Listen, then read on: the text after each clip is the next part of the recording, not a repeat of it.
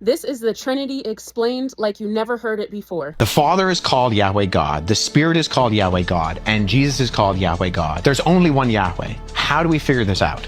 So what they do is eventually they come up with this language of being and person. Being describes what you are. Person describes who you are. This chair has being. It's what philosophers called ontological status. But it doesn't have personhood. I didn't ask its permission to sit on it. Right. But it does exist. Yeah. And so being is what you are. God is Yahweh. And we see this, Jesus tells his disciples to go baptize in the name, and then he says, of the Father, Son, and the Holy Spirit.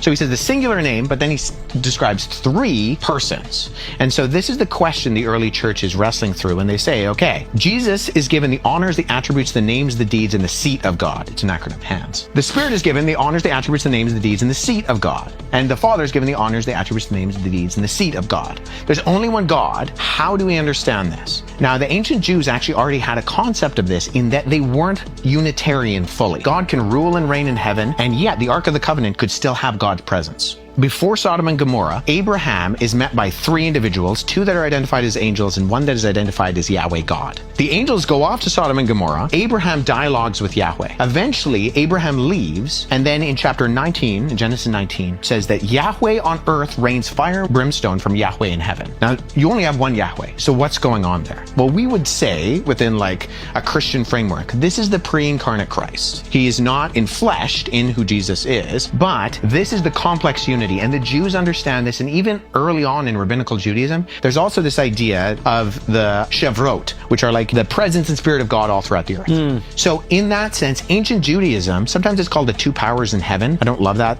kind of articulation, but in academia, that's what it's called. That God is ruling and reigning in heaven and still has a presence on earth. Only one God, but there's something else going on there that maybe we don't fully understand, but that God lives in a set of living, loving relationships. He has existed eternally in relationship and in love. Yeah. That's what John says in 1 John. God is love. God does not need to create in order to experience anything. Creation is an outpouring of his love. Now, this is different than, say, a Unitarian monotheistic faith like Islam.